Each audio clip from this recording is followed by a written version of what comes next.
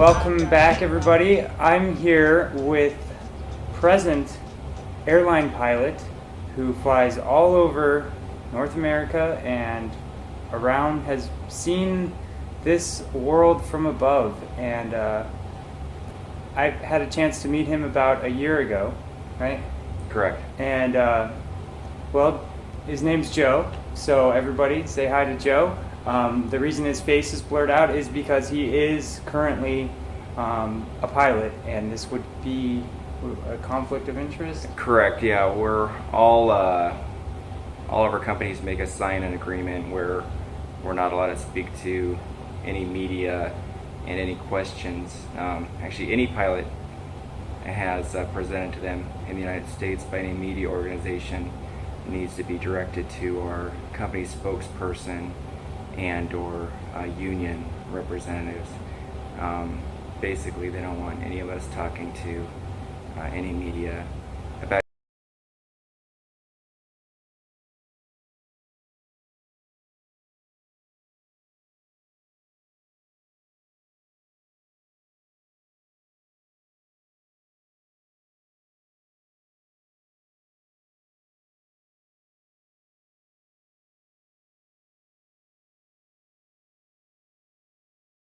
anything, not just crash and incidents, but Flight altogether. experience, anything.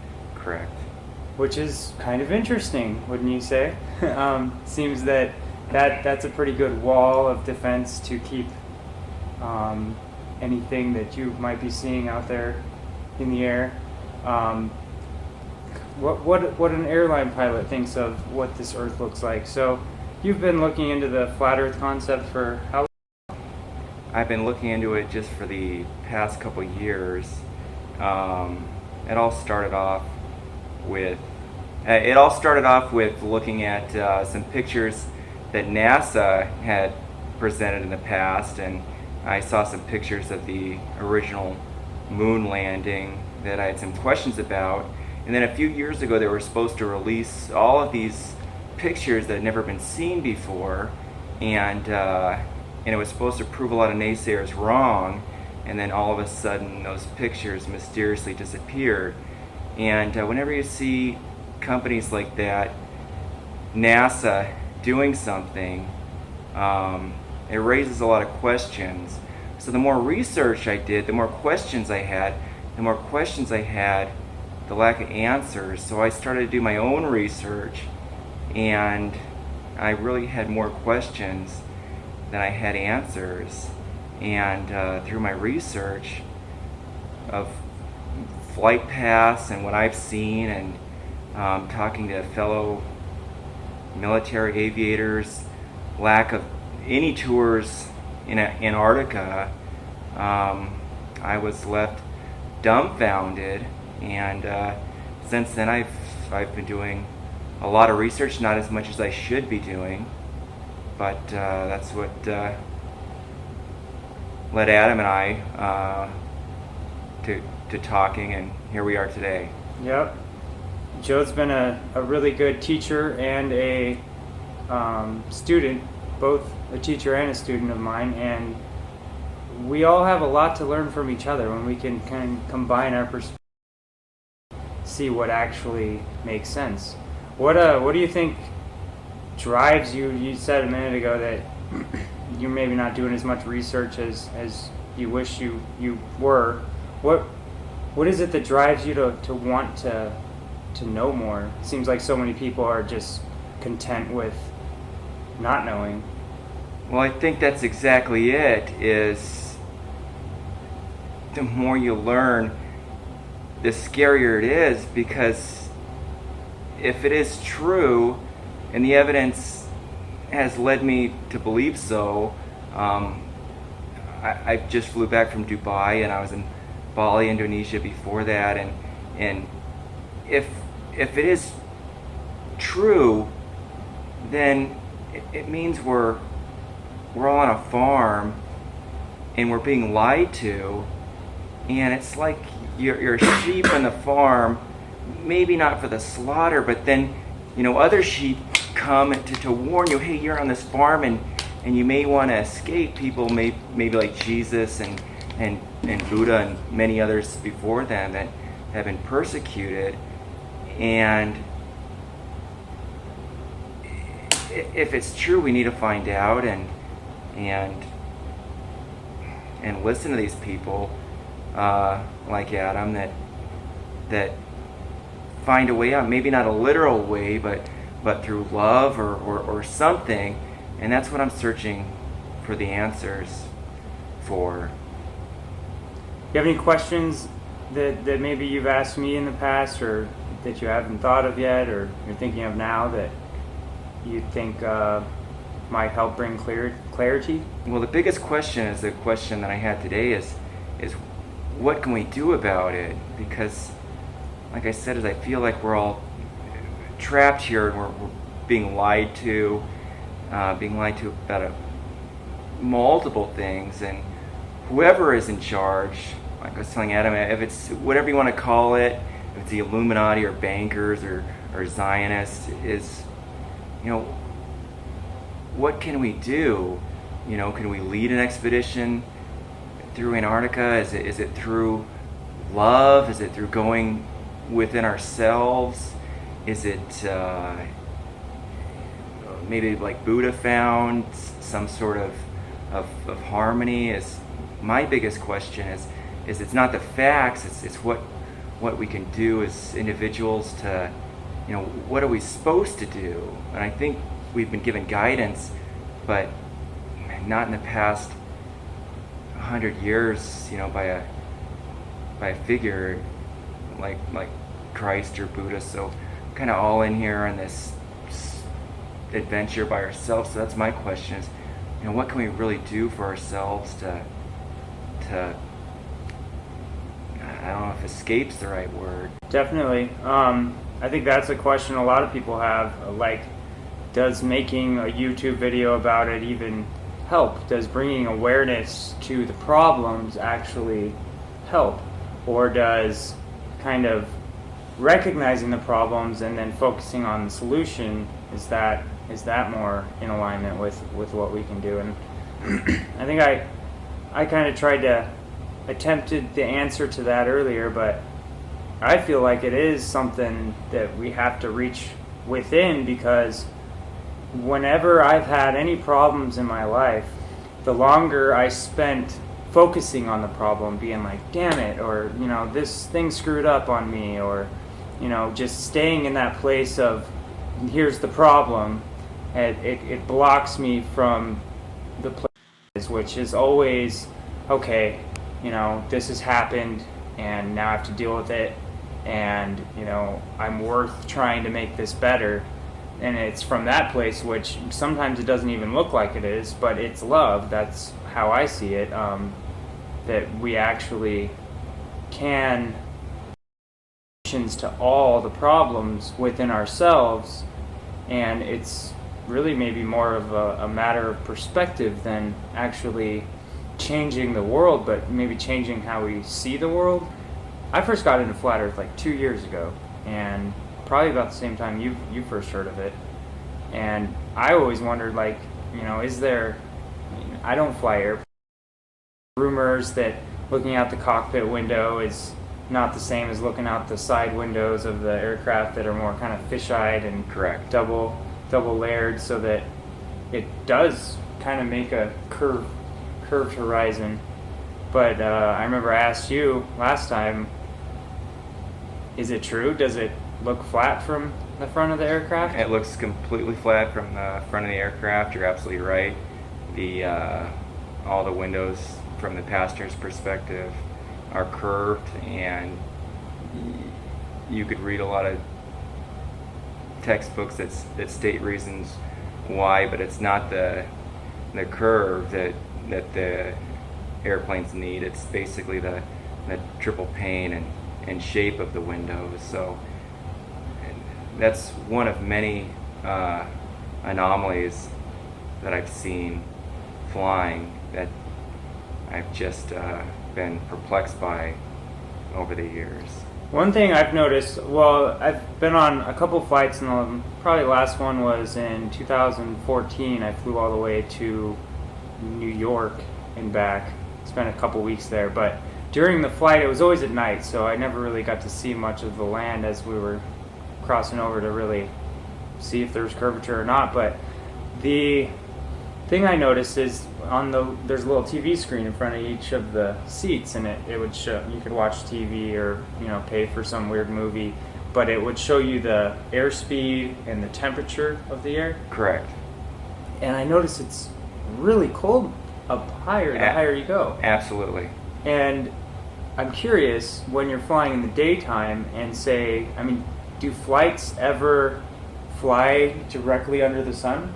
Have you ever flown like under the sun? I've never thought about that, but no, I've never come near it. No, I've never flown directly under the sun. At least not that.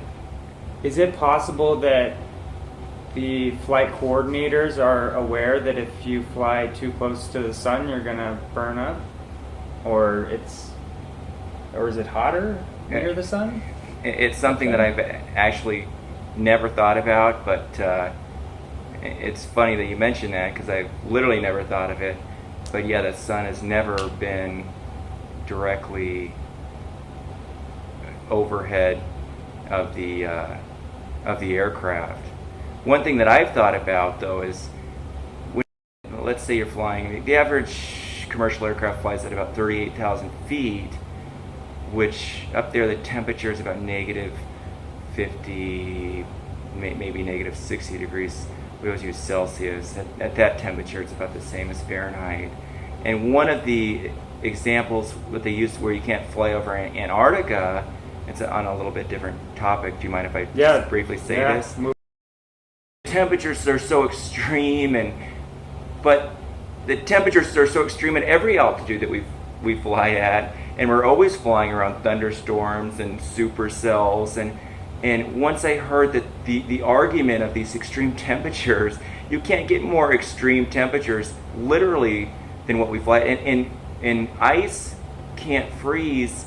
Ice past negative 30, it can't gather on the aircraft. So once you're flying at that altitude in those extreme temperatures, you're not worried about any ice accumulation, any ice ingestion in the engine. So the argument that you can't fly over Antarctica due to the extreme weather conditions is just a complete lie. Like I said, I've never thought about the sun thing, but I've thought about the zero flights over Antarctica, and that's led me to more questions. But I'll definitely have to look more into the sun. I've never seen overhead. I know a lot of flat earthers know about how the moon and the sun appear to be the exact same size from our visual perspective. I've seen moon rises that look like sunrise when the sun was supposed to be on the other side. I've seen so many anomalies in the course that's led me to where I was.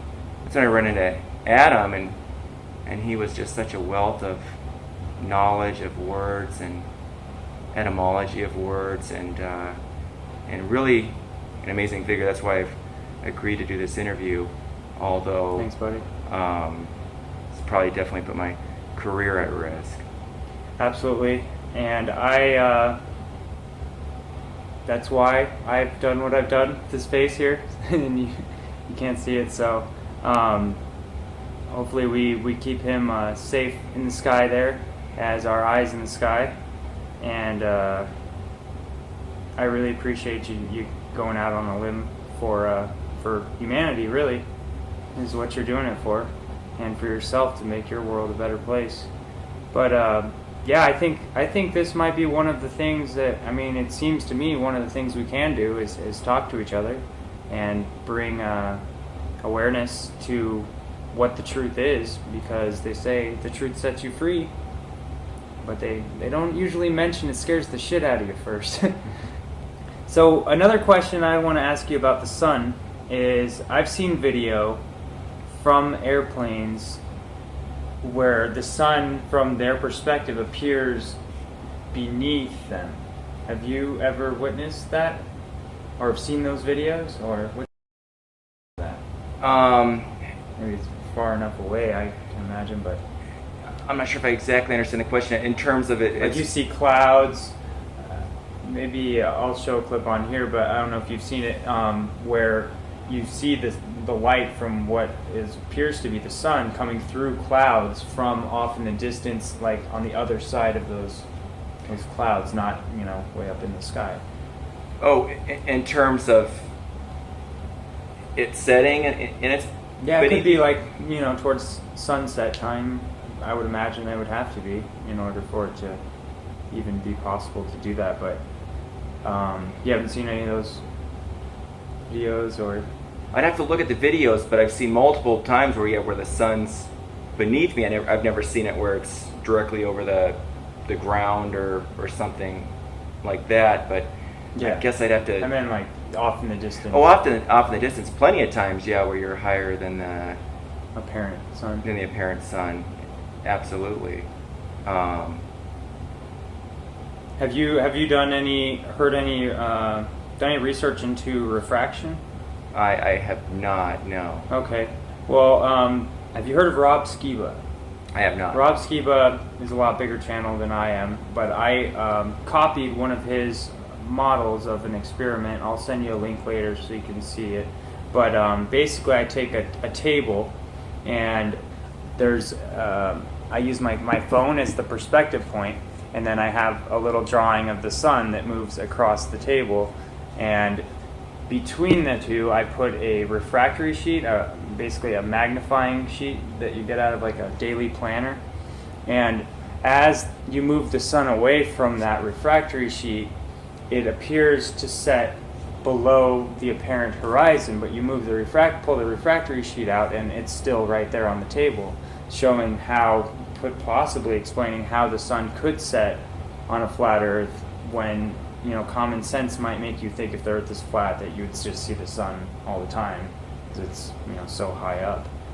But they say, or not they say, my eyes tell me that the light bends up at a certain distance away, and it doesn't travel forever like we're taught in the geocentric model, and we're given the equations for the speed of light, that it's astronomically fast, and it might as well be instantaneous here on Earth because it's only 25,000 miles around the Earth.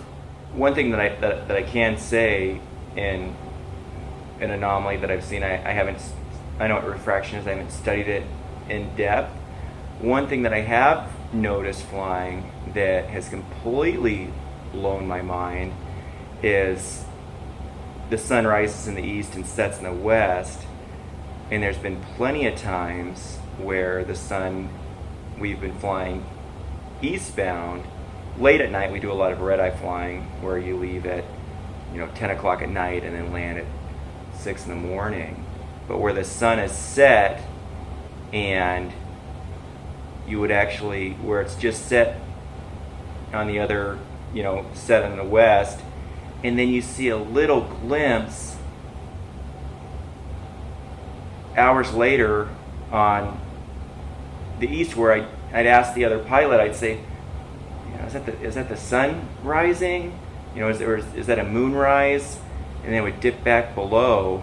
But I've seen where my mind was just blown because it didn't make any sense whatsoever. And then we take our little Apple or Android star map out to find where the moon was, and it wasn't there. But basically, it looked like the sun was about to rise in front of us in the east when it had just set behind us in the west hours prior. And then, of course, 6 hours later it would rise in the east. But basically, I've seen Just positions of the sun where it shouldn't be from that altitude. Going back to your previous question, at that point, it's definitely below us. and it never fully rose, but I mean, without any question, it wasn't a star or the moon. It was the sun rising on the other side of the earth when it was supposed to be in the west. So I've seen plenty of things like that. Like I said, where I've queried the other guy or gal that I've been flying with, and you kind of both shrug it off and say, oh, maybe it was a star or something, but just these impossibilities that until you query me with these questions that you kind of forget about and then just keep on flying. And that seems to happen a lot, where you bring up something that is mind-blowing and then you just kind of, you pass it off as almost if someone saw a ghost or something. You forget about it and keep on. That doesn't fit in our paradigm. So I don't know if that's exactly. Yeah, no, that's great. I think so. You see the light coming from the east when it should be on the other side. I've seen that a dozen times. You never see it, like you can't see the light from the north, or because if it is a flat Earth, like if it's a circle, like I think the model a lot of us have gotten used to, you would expect that at some height, and if the sun at some height, you would see it, to the north, directly across. But you're saying it kind of wraps around sooner when you're up high, maybe? The light from it? What I'm saying is, when it was setting in the west, and we were flying east, that a few hours later, our view is about 180 degrees. Sure, often it would be a little more northeast, not directly in front of us, but then it would stay dipped below the horizon when it would rise and set when it was supposed to be behind us. And I'm not sure if that's exactly what you're asking, but one of the anomalies I've definitely seen is the sun in the position that it was not supposed to be in a round Earth model, multiple times. Sure. One question that just came to me, flying, if it's a flat circle Earth and that the lines of latitude are circles, and then if you were to fly straight, then you would always end up going south in that, theoretically.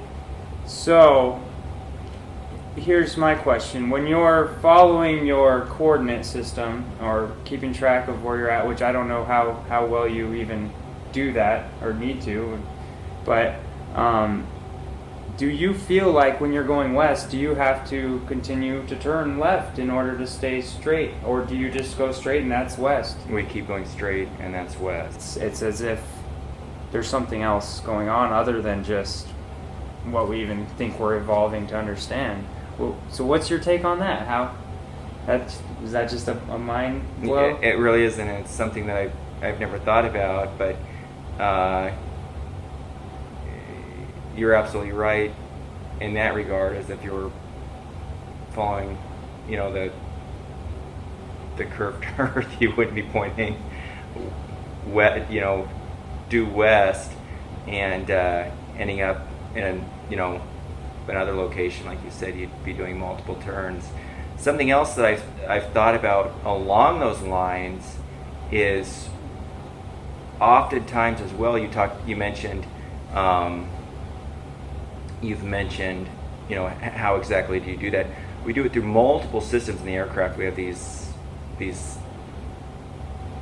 have GPS and these internal navigation systems, VOR systems, NDB systems. We have so many navigational systems, but oftentimes you'll be flying along, very oftentimes you'll be flying along, and all those will go haywire, and so then you'll just be getting coordinates from our government air traffic control on exactly how to fly, and then they basically say that they're jamming the radar, they're practicing it for war games or something like that.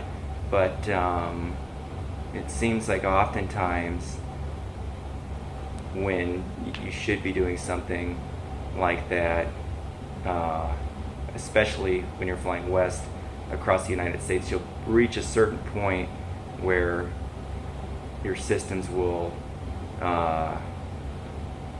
be altered, and then you'll be given coordinates to fly. So I don't know if that was along the Yeah. same lines with what you were. So you're not always, so to speak, being tracked. Like the GPS tracking system doesn't always know where you're at. Oh, they always know exactly where you're at. The radar coverage in the United States is 100%. Sure. But oftentimes it seems like they don't want you to know exactly where you're at. And so is it ever difficult to tell? I mean, you have the windows, you can just look out and see. And once I know when I take, like, the first time I drove all the way to Flagstaff, it took like 2.5 hours, but it felt like 10 hours because it was all new to me. And then the second time, you know, it goes faster and faster each time as you get more used to the road marks and the road, you know, the things along the way that you see. Is it kind of like that with flying? Like, you're like, oh, I remember that? Or do you kind of always see new things? No. Oftentimes it's both. You know, sometimes you'll fly over the Grand Canyon and recognize that, or a certain landmark in the ground. But oftentimes they'll vector you a certain way. But yeah, the vast majority of the time, I would say, you'll recognize similar landmarks along the route of flight. Okay. If that answers your question. Yeah. All right. Anything else you want to put out there? That things you've seen, that maybe other questions you have from your experience? How many hours of experience do you have in the air?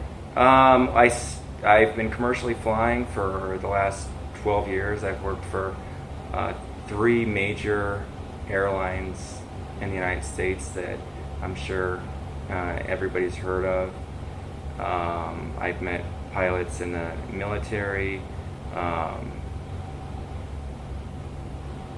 pilots in New Zealand, and especially when you talk to pilots in New Zealand, that's where you get the most questions that they don't even have answers to, because some of your shortest routes should be over Antarctica and they're not, and they have questions. And as I was telling Adam one time before, is a lot of times you present these questions, they just don't want to talk about it, or you raise something and it just they get uncomfortable. It would be like asking somebody a question about what some theory on another nature, or you ask a pilot about something abnormal about 9/11 or something. As soon as you bring it up, they kind of get uncomfortable, and maybe they start thinking about their career or job, and they don't want to be grouped into that category. So a lot of times you meet people that have questions. I think all of us as aviators have questions. We see things that don't make sense. So many pilots have seen strange things that I don't even want to go off on another tangent. But like I said, is so many of them are concerned about their financial careers, their family, their medical. You mention something and you're crazy, you lose your medical license and your career is over. And there's so much fear out there that we're really not allowed to talk about any of this. And it's horrible. And it's not just pilots, it's astronauts, it's everyone, where you sign these waivers that you're not allowed to talk about any of this, because the fact of the matter is they don't want you to know that essentially we're all on this farm here, and what are we doing on it is the ultimate question. So, and that's what I got out of Adam, is I hope love is the escape. I'm not talking about going out there and doing anything crazy, but going within. I've talked to another pilot who was open to this. He talked about tapping the source, God's spirituality. Something is if this is all artificial, find the reality, tap into that, get that information, and leave the farm. That's what I've got. Yeah, rise above it. Good stuff.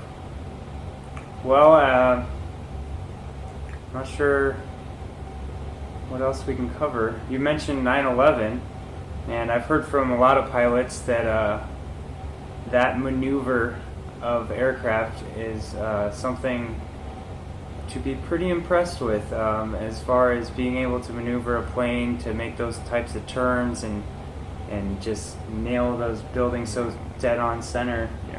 Every pilot knows it. Even if they don't know it, if you ask them the physics, if you ask them the air speeds, they'll it's called your maximum operating airspeed. They do tests on every aircraft that at a certain speed an aircraft will literally just disintegrate in the air, that it's not structurally able to take that. It's happened with it was Japan Airlines. It hit some extreme turbulence many years ago, and the aircraft reached an airspeed not even close to what the aircraft on 9/11 reached, and they break up. Stuff starts falling off, and they reach these impossible airspeeds, and everybody knows it. I could go on and on about Mach Tuck, Mach Buffet. Once you're at that altitude, even at that low altitude, at that high airspeed, even the slightest pitch or bank, you're gonna go into a Mach Tuck. The aircraft's gonna stall. The engines are gonna compressor stall. It's an impossibility that, once again, everybody knows, but nobody wants to talk about. And you hate it because then all of a sudden you hear people say, oh, well, he's one of those truthers. But in reality, it's a joke. It really is. It's everybody knows it, but no one wants to talk about it. It'd be like if you had that neighbor that everyone knew was doing something wrong, or back in the day, the president that had a slave that he was sleeping with, that everyone knew about, but nobody wanted to talk about it. And that's one of the sad realities of the system that we're living in, is it's all fear-based. You talk about it, you're going to be labeled as crazy, a conspiracy theorist, you're going to lose your job, and that's the sad reality. And it's all linked. Yeah. Like I said, I think the same people behind that are the same people that are pulling the wool over your eyes. So Yeah, it seems that they work very, very hard to deceive us, and they teach us from day one. They put this thing in our face, right when we're old enough to not even read. They say, "Oh, this is where you live," and you can question it. You can, wrap your head around it. You can see it all, but on the bottom, it almost always says, "Not for educational purposes." I don't see it on this one, though. Oh, it's probably on there somewhere. I've never looked, but It's usually on the base, but this one doesn't have that. I saw that in Daphne Rimmel's video the other day. Doesn't feel like that the truth of flat Earth is going back in the box. It seems like it keeps growing, and the first time I heard of it, it was completely retarded. I could not even consider that. No. I was looking into Hollow Earth and Admiral Byrd's trips. Have you heard of Admiral Byrd? I have, yeah. And how he went to the North Pole, but then changed his story and said it was the South Pole, and then says there's more land down there. And part of it, to me, it feels like a distraction, because they say, oh, is there more to explore in the North Pole? And he says in his little interview that, oh no, it's getting quite crowded up there, but on the other side of Little America in Antarctica, there's a whole lot more to be found. And to me, that kind of feels like misdirection, and it also might just be straight up truth. It's hard to say. So I try to keep my ears open to new evidence and see where it takes me. What is the most important thing that you feel you have learned through all this truth seeking? Oh gosh, I feel like I'm still on the journey for that Big. ultimate learning, but the thing of greatest importance that I truly believe is that we're all connected, and two, what they want us to believe is that we're so insignificant, that we're just this tiny little earth floating in this vast universe, that you don't mean anything, your life doesn't mean anything, and that's part of enslaving somebody. If anyone else were to do that, if you were to kidnap a child and do that, and you're meaningless, you're worthless, and that person would be locked up for verbal abuse or torture later on. But they're trying to teach this religion of that you have no meaning, you have no purpose, that your purpose is just to make money and to work and to consume and to go in this vicious cycle. While they blame Muslims for wars that the United States has created. Libya, I've been there, was just fine before we overthrew Gaddafi. Syria was just fine before we intervened. Iraq was just fine. Sure, they had some cruel leaders, but we've had some the same. But they're creating this chaos in the world. We're worshiping these celebrities. Like I talked to him, I was listening to that Katy Perry song on the radio that talked about how we're all living in a bubble. There's these messages all around us where they try to make us seem so insignificant, but we're so much more than that. And that's the journey that I'm on, is to find it. I think Jesus found it. I think Buddha found it. I think many other people have found it. And I think that that's really what we need to learn and find, is that you're more than that. There's so much more out there. And is the answer literally on the other side of Antarctica, past that ice wall? Once you get out there, is it like literally a sheep that escaped from the farm, and now all of a sudden you're in the way you were supposed to be? Is it literally? Is it metaphorically? Is it spiritually? That is the ultimate answer. But the biggest thing that I've learned is that it's one of those, and that this isn't it. We're not just some nobodies here. We are everything. This couch is here because we see it. We are it. Light shines on it, but we perceive it, and that's what we are. We are everything. We are all knowing, all powerful, and I could go on and on. Yeah, but, man. But that's the most important thing that I've learned, and Me too. Well, it's been a great interview. oh, absolutely. I appreciate your time. So I know then- you're a busy man. You probably got to get back on the plane. Absolutely. This really is a wonderful man.